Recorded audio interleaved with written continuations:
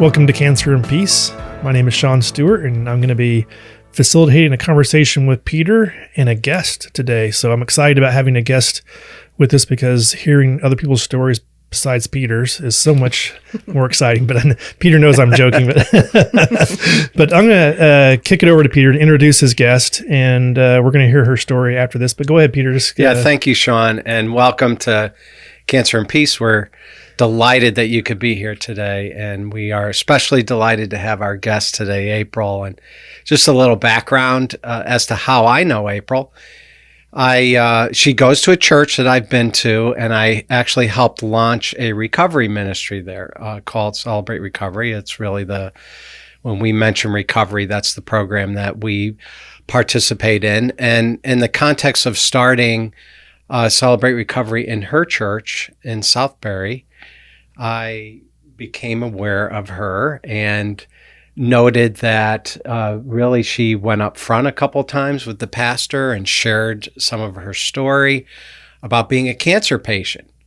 And I knew that her journey in cancer is a difficult one. It's a very challenging journey. And also she is a part of the Celebrate Recovery Ministry. And I can say that and not worry about anonymity because she's a leader in that recovery program. And so when we're leaders in that, we give up. We get to cheat. Yeah, we get to cheat on that. And but April has a heart for people. She runs the children's ministry there, and she has a heart for not only children, but youth. Mm-hmm. For people in general, she has a great heart, and she's a wonderful communicator. And she has been through it, and she's on her cancer journey right now. She still gets treated, and I'm going to let her April, let's do that. Let's launch into when your cancer journey started and what it, just give us a little information on it. Sure. First, I just want to say thank you to Sean and Peter for giving me this opportunity to be here. So I was diagnosed with cancer back in 2016. It was a very odd way of me finding out that I had cancer. I literally woke up one morning. I got out the shower, and when you're taking a shower, you're doing your thing. You're not really looking at yourself in the mirror. You're just getting ready for the day. But this particular day, something prompted me to look in the mirror, and when I did, I noticed that my right breast was, bright red, like candy apple red, and it was double the size of the other one, and it was hard as a rock. And it was literally overnight that I had noticed this. So I was very much concerned when I first saw it, but I was, going to work, and I was like, okay, I don't have time to deal with this. I'll deal with it later. I went to work, and my girlfriend that sat in front of me, we were just chit-chatting, and I said to her, I'm like, Jen, said something weird happened this morning. So I brought her into one of our conference rooms, and I'm like, just take a look at this. I'm like, I'm all red, and it's hard. And I'm like, I don't really know what to do. And her eyes popped open. She's like, you better go to the doctor. So to be honest, I wasn't even going to go to the doctor. I was just going to just let it run its course. And I thought maybe it got stung, but I went to see my GP that evening. And when she came in and she saw my right breast, her eyes got really big. And before she said anything, she just said, have you made an appointment to see a surgeon? And I looked at her and I said, no. I said, you're the first person that I'm even singing and talking to about. So she examined me, and she made an appointment the very next day for me to go get an ultrasound and a mammogram. I went during lunch, and I was there for about 2 hours, and they had a bunch of technicians coming in, and they were clicking. One came in, one left, another came in, another left, but nobody was saying anything to me. So finally I said, okay, you got to let me know what's going on. A lot of doctors are coming in, what's going on? And they turned the monitor around to me that showed my breast, and it was all black. It was all dark, and had one little white speck that was like right in the middle. And she said, you see that white speck in the middle? And I said, oh no, please don't tell me this is cancer. And she says, no, all of that around is. Oh. So I was like, oh my goodness. So she's like, we need for you to go in and get a biopsy. And so I left there, and I went back to work. And before I'd gotten back to work, I had several calls. She had already made an appointment for the surgeon, for the biopsy. Everything was rolling. So I went for the biopsy the next day, and he took the biopsy, and he already, I could tell by his face, he's like, this is not looking very good. And I had a business trip to leave 2 days after I had the biopsy, and they said it would take about 3 days to get the results. So while I was on my business trip, I was only gone for 3 days. And during that time, I had a little lump under my armpit. And within that 3 days, it had gotten so big, I couldn't even put my arm down. I couldn't, my shirts wouldn't fit that I brought because my right breast had gotten that much bigger. So by the time I got home, the results came back in. They called me and it says, yes, you definitely had cancer. And at that point, I was diagnosed with stage 4C, inflammatory breast cancer, which is a very rare form of breast cancer, and it's mainly found in African American women. And that's why it was so red, because that's why they call it inflammatory, and it was so swollen. So by the time I saw my surgeon, the surgeon, and I got my oncologist, within a couple of weeks of just seeing my oncologist, it went from a stage 4C to now that it was in my liver. And while they were trying to figure out what type of chemo to have, they immediately just started me on chemo because it was just spreading so rapidly. So I started with chemo, a very, very intensive chemotherapy that I did for 3 months. I went every week for 3 months, and then I went every other week after that for another 3 months. It was a very, very severe chemo treatment. I was extremely, extremely ill. I lost every bit of my hair on my body. I blew up like a balloon. I was about 2 times the size that I am. My skin turned very dark and rubbery. I lost all of my toenails, my fingernails, my tongue. It almost looked like a leopard. I had black spots all over my tongue, inside my gums. I couldn't eat. As big as I was, I couldn't eat anything for months. I just dreamt about food because I had no taste, and I had almost like a fur type of substance that was on my tongue. So it was very weird to eat. I wasn't able to walk. I didn't leave the house for 18 months except to go to chemo. After chemo was over, I went and I had surgery. So I had a double mastectomy. Even though I only had the cancer in my right breast, and I had it in my lymph nodes in my arm, which is why I had the huge golf ball size. So they were thinking about taking all my lymph nodes out, which I was really worried about with lymphoma, because then that was going to be another whole issue. But my oncologist was excellent. My surgeon was excellent. They were able to not remove the lymph nodes, but they did do the double mastectomy and did reconstructive surgery at the same time. And I also had problems with my thyroid. So I had a huge goiter in my chest. So they had to remove that in order to incubate me to do the rest of the surgery. So I had 3 major surgeries in one time. That took about 3 months of recovery. And then I went through and I had, it was 3.5 months, I believe it was, of radiation that I went for every single day. And in the beginning, it wasn't that bad, but probably about a month into it, the skin where they radiated on my chest, it turned pitch black. It peeled like the worst sunburn you would ever have in your life. And that was excruciating. I would have to go with t-shirts, and when I get home, just kind of lay just naked on the bed because I couldn't have anything against me. And I finally went back to work. It was about 18 months later. And my job was extremely, extremely supportive of it. While I was away, they had set up, I didn't really understand, because every day I was getting cards in the mail from people that I didn't know from my job. And coming to find out, they had set up we had 3 floors, and they set up a blank cards and a note about what I was going through if anybody wanted to give me, cheers or say hello. I have a whole box of all those cards. I have over 300 cards. It got to a point where the mailman, I had to set up a table. The mailman had to bring in gifts and cards and things every day. It was really, really amazing.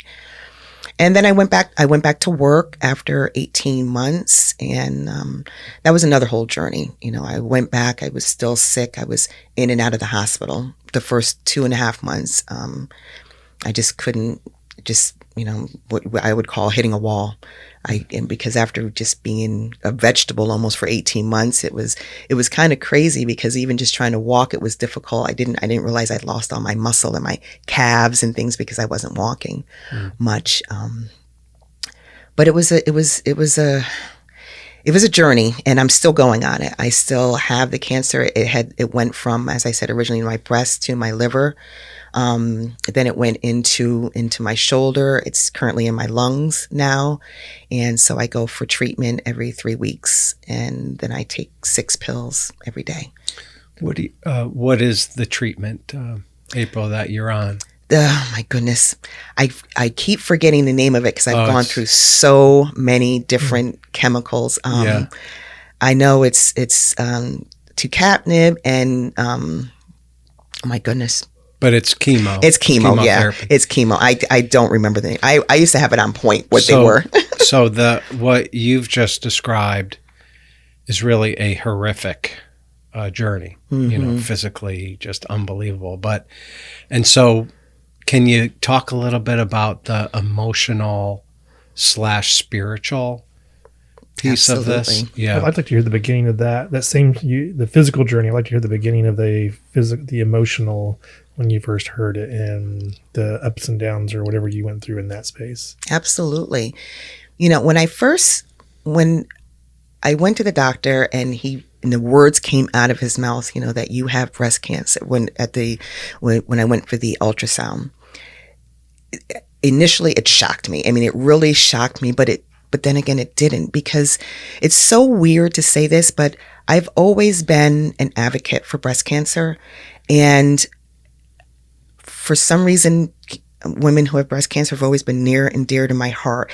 And I even had said to my daughter, I said, I don't even know why. I said, for some reason, I feel like, I don't know if something like that is going to happen to me. I just don't know. So when I found out, it didn't surprise me, but it did, because I was like, oh my goodness, I thought about this all these years. Like, why was I so drawn to that?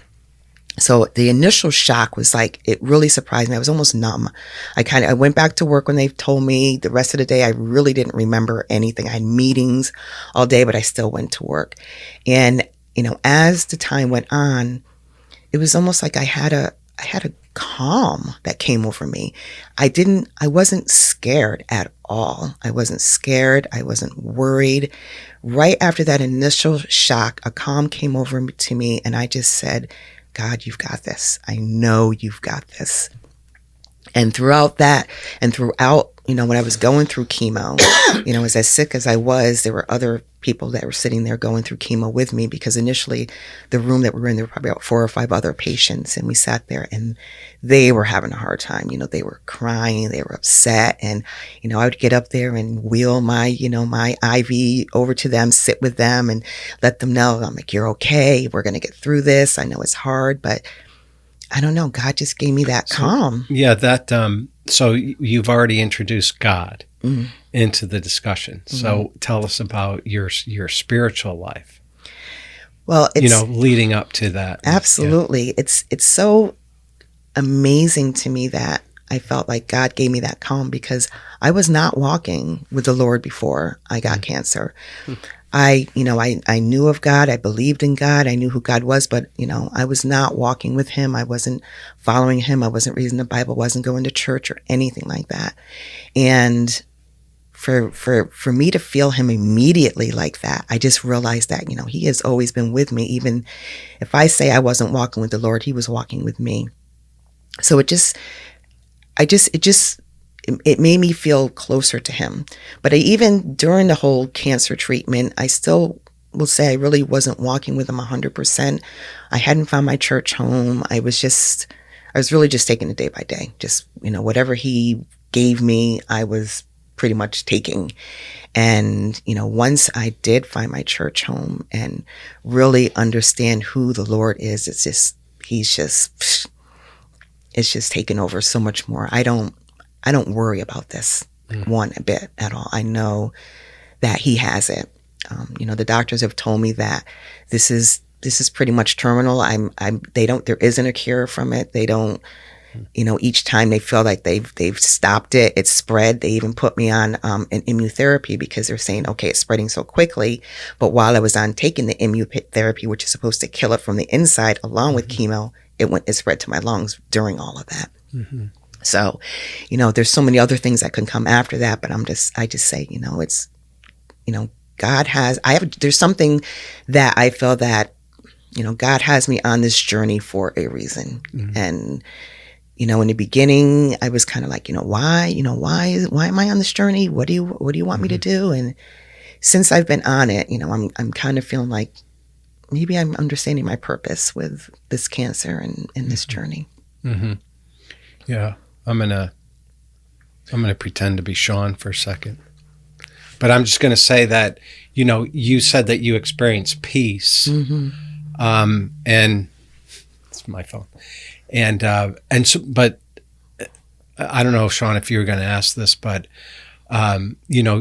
was that something that came as a result of all of a sudden you said, okay, God gave me peace? What did that process look like to get to that point where you felt peace? Was there any fear, anger, or sadness, or it happened like immediately? And that's even to this day, it's so hard to explain, because once she told me that I had cancer, that's like I felt that pit in my stomach. But once I had my cry in the car, right after that, I just felt peace. I just felt calm. I was like, okay, well, what do I have to do to get through this? That peace came over immediately. It just was like a calming peace, like, don't worry about it. And through the 18 months that I was home going through it daily, it was just peace. I never felt angry. Never felt fear. I never felt angry. I never felt, like I was being punished, or I never felt any of that. I still don't feel any of that. I was just having a conversation with you and I's good friend, John, and we were talking about God's unconditional love. And I was fascinated because you said, hey, I wasn't following God. I wasn't walking with the Lord. Walking with the Lord. Yeah, I don't want to put words in your mouth, so that's why. But you said you believed in God, and so there's something that was happening there prior that you had an understanding of God and a belief of some type. And I'm actually curious because you were saying the moment the cancer journey started, you immediately went to trust, but it sounded like the trust was in response to a unearned peace that was given to you. Is that an accurate? That is very accurate. That is very accurate. Yeah. Because I when I was first introduced to God or told about God, I was 13. It was a neighbor that would pass by our house every Sunday. I'd be outside, with my siblings and mom and dad doing yard work, whatever it may be. And just this one Sunday, they just stopped and just said, hey, we're on our way home from church, and just started, telling us about the church and invited us to the church, which was the First Assembly of God in New Milford. That's where I first was introduced at 13. I went there from 13 to 16, and I loved it. I was there almost every day. Went to vacation Bible school. Then I was able to go to missionettes, and then I was able to be a teacher's assistant. I absolutely loved it.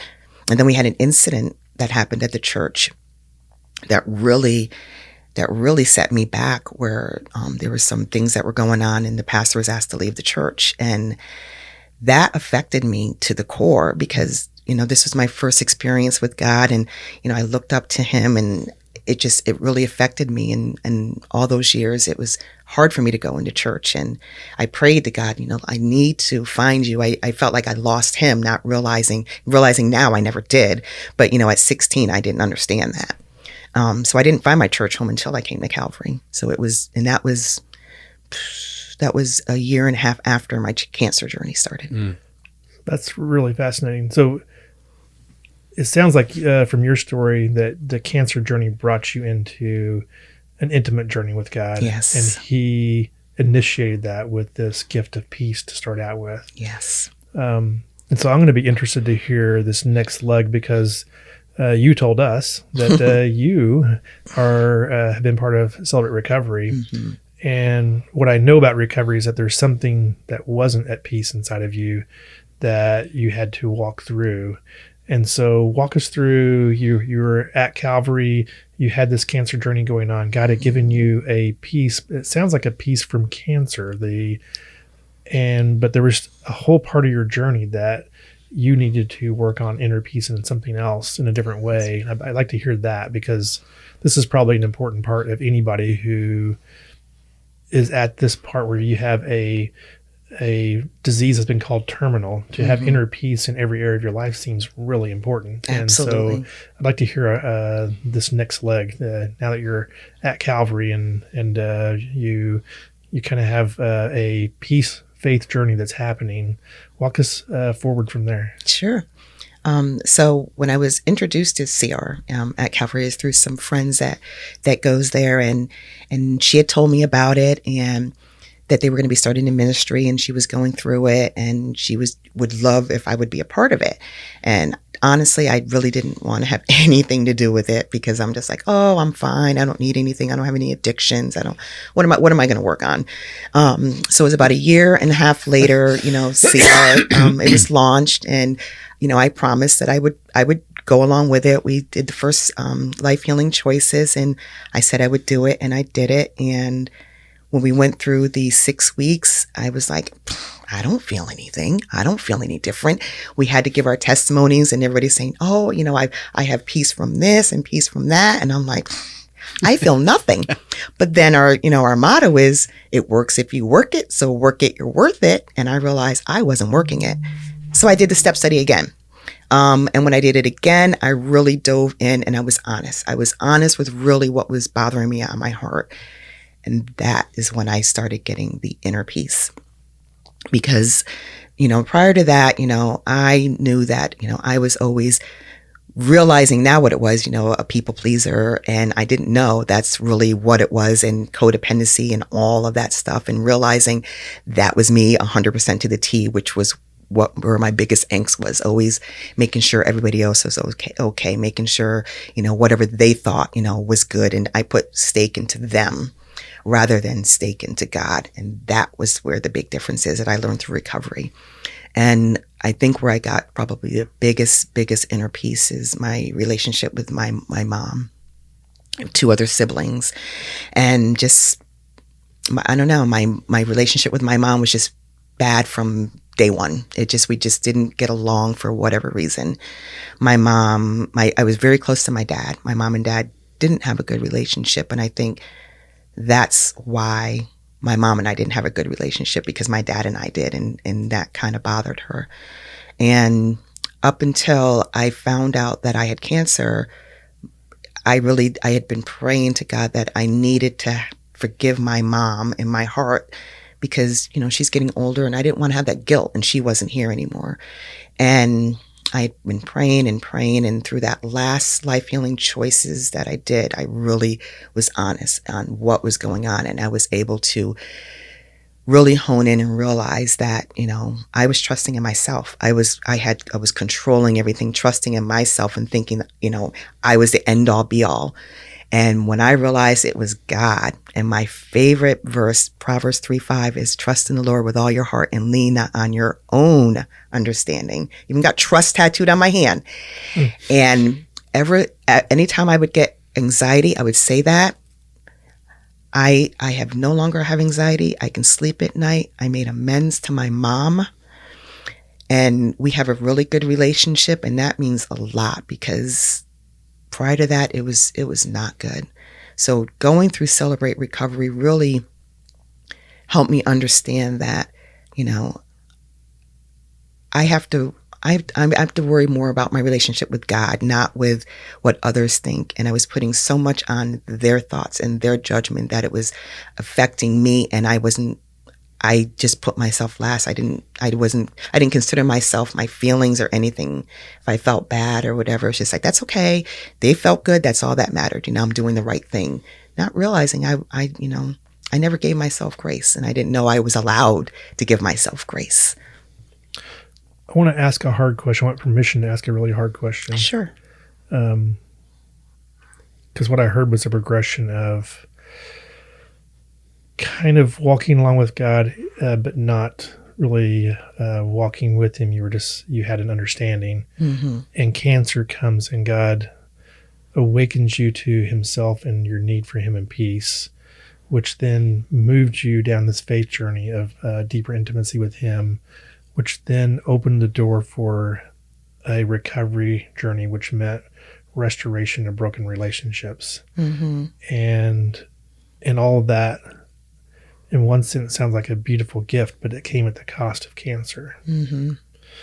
Was it worth it? Is it worth it? And it's a hard question because I heard you open this discussion with 18 months of incredible pain where you couldn't even walk, and your body did things that you would never ever want to have happen, and things happened to it that you would never want to have happen. And it's a really hard question, but I'm interested in hearing your thoughts.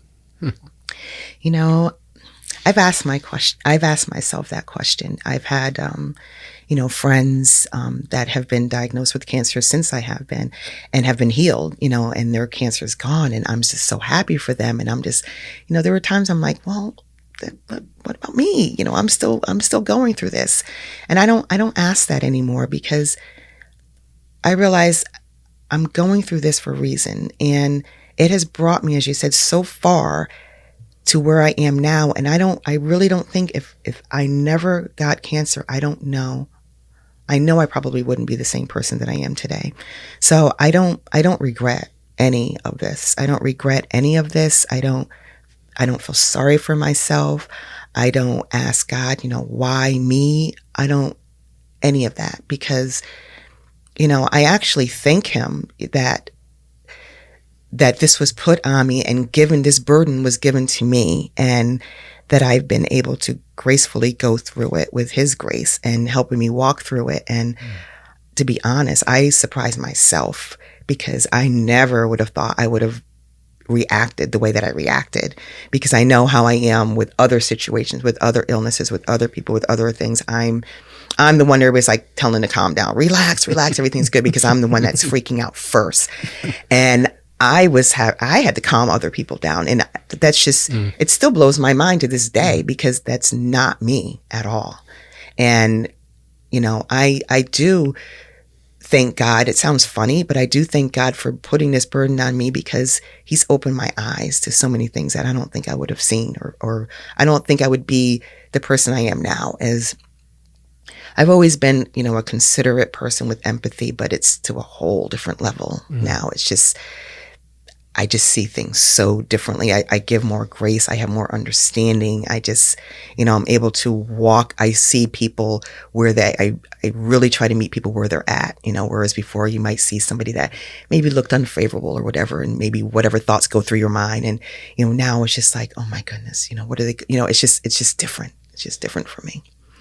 Yeah, I was really interested in hearing that, because we're recording this just a few days after Tim Keller had passed away from his pancreatic journey, cancer journey. And I had listened to him share on that journey, and his comments were that prior to pancreatic cancer, he never had a prayer life like he had post that. And he knew that he could not get there without that journey, without that diagnosis and journey. And for most of us, that seems earth-shattering, and what you just shared here sounds earth-shattering. You've been given a cancer diagnosis that is said to be incurable, and yet you said you thanked God for it, and that is going to rattle, I think, a lot of people's understanding.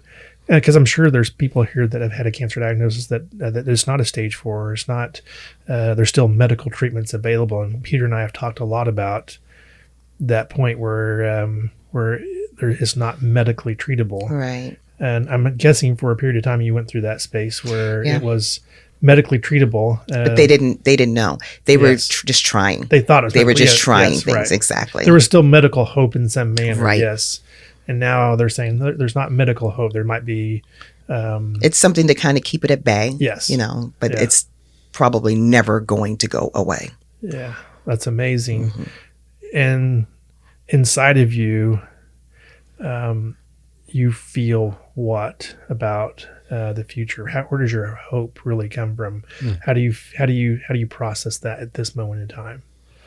Well, in the future, the doctors say, it's never going to go away, but I still say it's in God's hands, and I still have faith that, if this is God's plan for me to be healed, then I will be one day. And, if it's not, then I won't be. And I know that it's because of a reason, and I'm okay with that, because I guess at the end of the day, I look at it where no matter what happens, I have the Lord in my heart, and I'll be going home to Him at some point.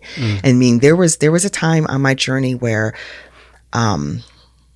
I had gotten pretty much fed up with the treatment, because I was so sick, in and out of the hospital so much, where I had prayed to God, like, what am I going to do? Because I was going to stop the treatment. I went to my pastor, and I said to him, I said, Pastor, I'm really having a hard time.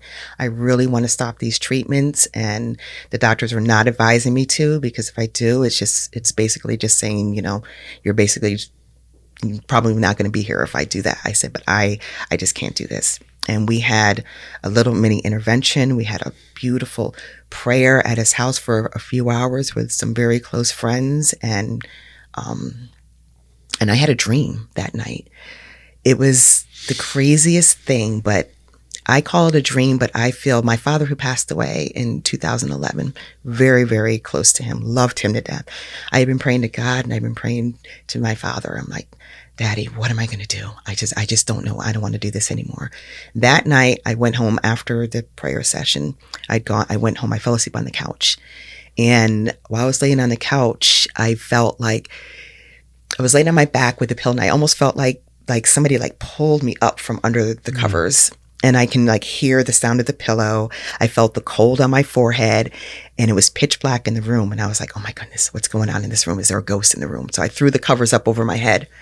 And I laid there, and the same thing happened again.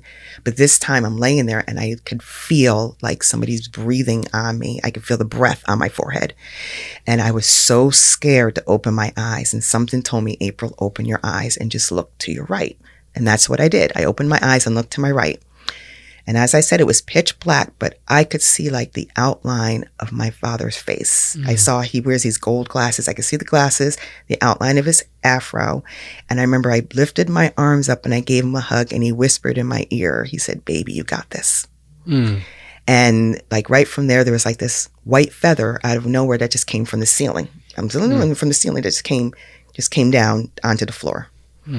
And that happened 3.5 years ago, and I remember it as if it was yesterday.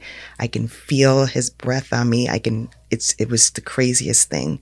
And that week I went back and I said, okay, I'm going to continue chemo. And that was 3 years ago. I'm still doing it, and I haven't looked back. Yeah, I want to just visit that again. First of all, that's a beautiful story. Thanks for sharing that, April. And just want to dive into a little bit about that decision that said, okay, I'm done, because I've been there too. I'm sure. So what was going on inside of you when you made that decision? Okay, I don't want to do this anymore. It was just, I was so weak all the time. I was in the hospital for weeks on out. Excuse me. I couldn't keep food down. I was praying to God, God, help me understand what's going on. I've been doing so good. I know I said earlier I never once, but I think that was the one time I did falter a little bit, that I just couldn't take it anymore. And, even inside, as I was thinking that, I was thinking, why am I feeling like this? I've been so strong all this time, and now why am I so done, with it? And I just think it was just, my body was just, it was just too much. Right. It was just too much. Yeah. And even though I was saying that, I knew in my heart that's not what I wanted to do, but I just needed to understand what I needed to do. Was it a time, do you think, that you, in a healthy way, needed to vent about how you were feeling, whether they were good feelings, bad feelings, whatever going on? You just need to get it off your chest. Do you think it was something like that? And yeah, I think, I think so, because, even prior to that, if I wasn't feeling well, they'd say, how you feeling? I'm like, oh, I'm okay. I didn't like talking about it. I didn't like saying the same thing over and over again, how I was feeling. It was just, I'm good. No, I'm okay. Yeah. And I think at that point, I couldn't. I realized I could not do this anymore. So yeah, I think it was just to be totally transparent, as I'm not as good as I say I'm good. I am. I really am not. Because that's that so awesome. Kind of like a powerless Getting to moment. powerlessness is such an awesome place. Yeah. Yes. There's two things I heard that I want to see if you'll confirm or deny that came for peace, because I'm interested in your perspective on this. It's one was, at that point, God used community to grow you out. And so if that's true, and that's an important aspect, because Peter and I have talked about this, there can be a tendency to want to go through these dark night of the souls alone. And the thing that moved you from dark night of the soul of I give up was the help of others, that time of prayer. And then God came on the backside of that and confirmed that he was with you in such like an amazing picture or vision that you've drawn for us. But does that resonate, one, that God used the body, the community, or without them, you may not have moved forward? He 1000% did, because I've always been the person to keep things to myself. And, that was like the first time I've ever went to my pastor and asked for help. I've never, I always feel like, pastor's so busy, you don't really want him to know your personal business, because he's the pastor. That's kind of how I felt.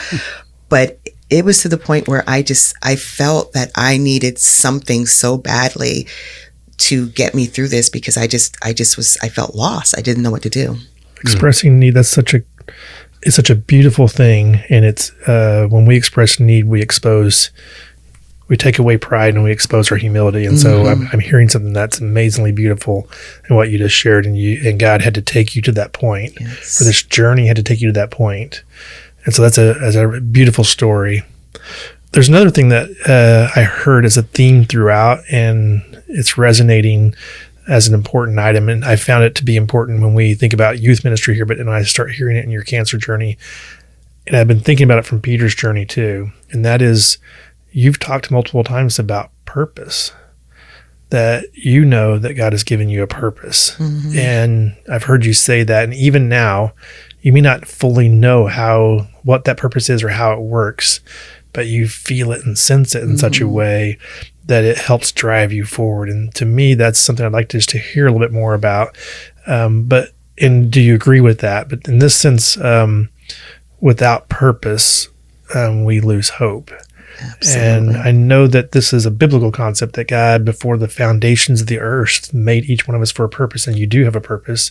Peter has a purpose. And I know that he's felt for a while that sharing this cancer journey and being out here and exposing the real and being vulnerable about that journey and his own recovery process is helping to fulfill a purpose that he's given for his life. Yes. And even now with a terminal diagnosis, you're saying, I sense a great purpose. Whether it's healing or no healing, you sense a great purpose. Is that true? And if so, do you have some sense of that even in your own being at this moment?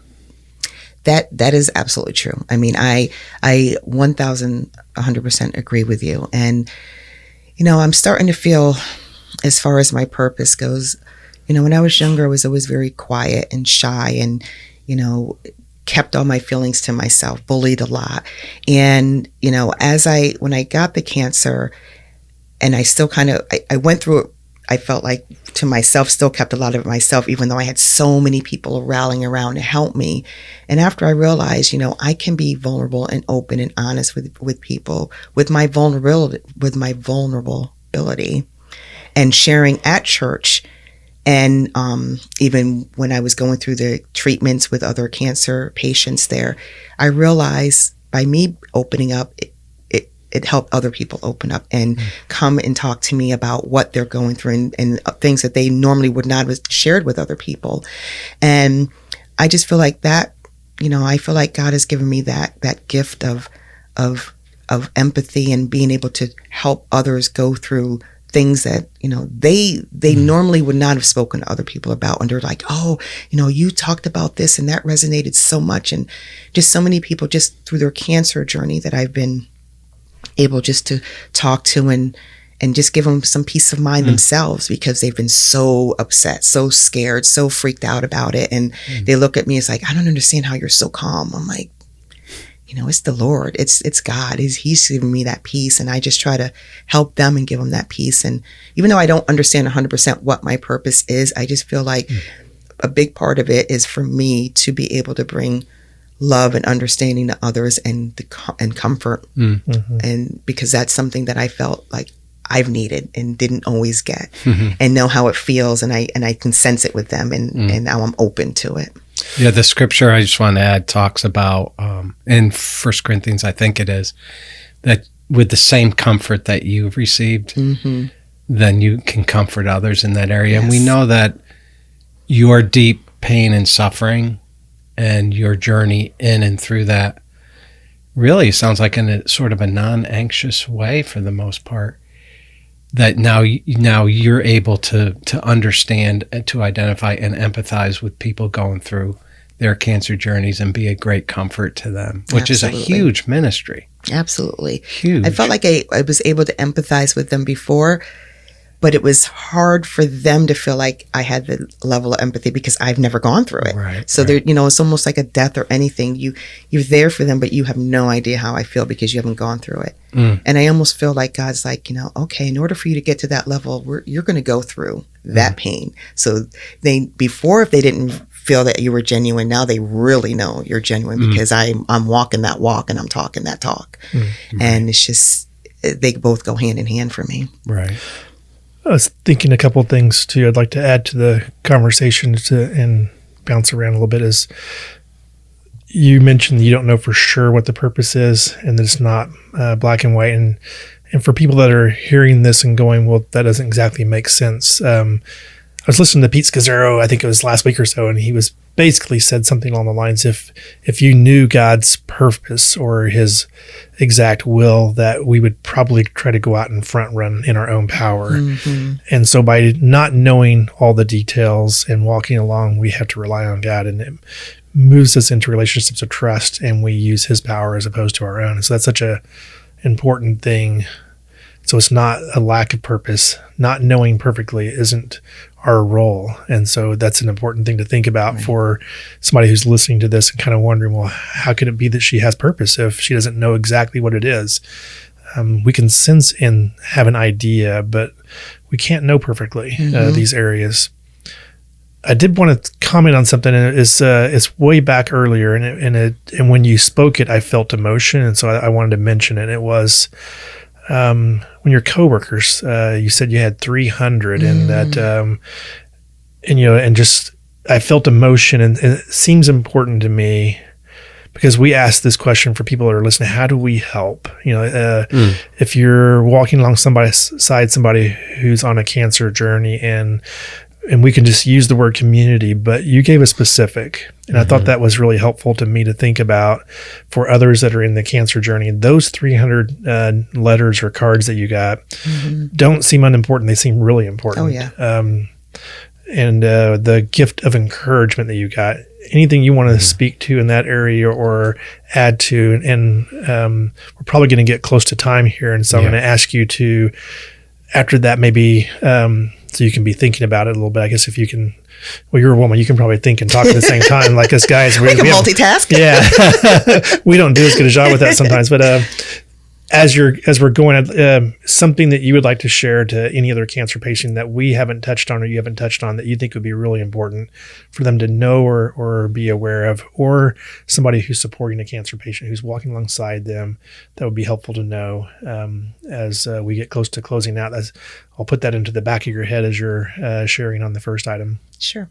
Go back to the first item again. It was really about the encouragement of the 300 cards and the gift of encouragement, how important the gift of encouragement was. It stuck out to me. And like I said, I just felt emotion when you said that. It's like inside of me, I was like, oh, yes, that's so important. And I felt I know something that's well up in me of gratitude, I think is the word. It was a lot of gratitude. It was a lot of what made it even extra was because the position that I was in, I had only been working in that particular position for a year, even though I had been with the company about 6 years. But I had gotten a promotion, and I was only there for about a year. And I worked in customer service, so I had a lot of customers. I had a lot of sales guys that I worked with, and I worked with a lot of warehouses all over, people that I hadn't met. So when this happened, it blew me away because the majority were people I have never met. They were just people I spoke to on the phone, just people who hadn't even met me, but just heard of me or knew of me. And just the fact that they took that time and wrote me letters and cards and just saying, you got this. And when I went back to work, they were there. They also, my manager, when I went back that day and told her I had cancer and then I had to leave on leave, when I was driving home, I hear my phone. My phone was beep, beep, beep, beep, beep. I mean, I had about a 20-minute ride, and my phone must have beeped about 50 times. I had no idea. I knew it was a Facebook beep because you know how you get that notification? I knew it was something from Facebook, and I was like, what's going on? And when I got home, I opened it up, and my manager had set up a GoFundMe account, and all those beeps were all, donations that people were giving. And within a couple of months' time, I couldn't believe it. They had raised over $10,000 to help with medical bills. So on top of the cards, on top of that, and they had another fund. It was just the amount of support. They held my job for me, and they didn't have to do that for a year and a half. So the gratitude and the love and the support that I felt, I have never felt that much love from anybody, anywhere, anyhow. And that made me feel so, so great. So I get that. Even now when someone new is just diagnosed with cancer, I have friends of them reach out to me. It's like, I've just last week I had a friend of mine reach out to me. I had a really good friend of hers that just was diagnosed with cancer. And she asked me, since you've gone through it, how can I support her? And I get that question a lot because that's so important. And everybody wants support differently, of course, but my advice to them, because I got that a lot, I was getting a lot of support and I thought it was great, but at times it was overwhelming, and when you're going through that, there are times where you just really just need to be left alone. It's just, you don't want the phone calls. You don't want the visits, so I always, my first thing I always ask is, why don't ask them what they like. Because for me personally, I love the cards and things like that. I didn't so much want the visits because I wasn't up to it. I was weak. I didn't look good. I just didn't want all that. I also volunteer for American Cancer Society, and I help women that have breast cancer. So each case that I get, that's the first thing I ask them: how can I help you? What needs do you need? Do you want an in-person visit? Do you want me just to text you? Do you want emails? Do you want to meet up for coffee? What is, rather than me trying to tell them what they're going to go through and what's going to happen, because I don't know, they're all different. I'll tell them some of my experiences, but it's more of just, what do you need? Be there to talk to them because they're scared. They don't understand. Don't try to fix them. Don't be like, oh, everything's going to be okay, because we don't know. We hope, but don't give them false hope. Just be there to love on them and just be there. That's right. That's my biggest advice. You just did something that I want to highlight. I think you accomplished part of your purpose. And it's really important to say that. So it's, in my mind, it's a pleasure just to hear. I've got 100 more questions, but I know I can't go to. But I'm just going to add to the practical piece that you said about cards, because I've been in hospitals many times and pulled out my stack of cards. Yes. Because it's something that has a great shelf life. It just keeps going and going. And it's a huge encouragement, and it's easy to do. Someone calls you and you can say, hey, send them a card. Yes. Love that. So I love that. Yeah, because going back and rereading those notes, you might be having a downtime and you read that note and it picks you right back up again. Yeah. Thanks for that. You've been vulnerable, practical. I hear empathy and joy. Thank you. And so I think that you've given people a lot to think about on finding peace. And interesting, your journey looks different than Peter's, and that's why we've invited you here, and we're inviting more, because your story is really important. And thank you. I really enjoyed listening to it. There's a I hesitate to say this, but there's a deep empathy. I had my mom had breast cancer that relapsed into her lungs, and that was ultimately what caused her death. And so thinking about your story and her life, I don't know what your future has, but her life had deep meaning, and purpose, and so does yours. And this is a lot of people's story, and I'm hoping a lot of people that may be going through something similar are going to hear your words of encouragement and be encouraged themselves and find deep peace on their journey. And that's the point of us taking the time, and I am grateful for the fact that you've shared your life with us. Yeah, Well, thank you, April, for Thank sharing you so your much. heart with us. Absolutely. I really appreciate the opportunity. Yeah. So we're going to call this a wrap on Cancer and Peace. Yeah. If you'd like to hear more, go to cancerandpeace.com. Peter has resources out there. His book, Cancer and Peace. We've got all kinds of stuff out there, from Wild at Heart to Emotionally Healthy Spirituality to Celebrate Recovery. Go check it out. And there's a lot of Peter's ramblings out there at different places. And I think actually you'll enjoy them. So thanks a bunch for listening. Thanks, April. Thanks, guys. Thanks, April.